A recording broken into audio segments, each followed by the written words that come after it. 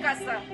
Алматы қаласының ұстаздары. Өл мерекелеріңіз құтты болсын. Дендеріңізге саулық, Отбасыларыңызға амандық, бармашылық, шабыт, толағай, табыс, себелі жетістік, білімді шәкірт.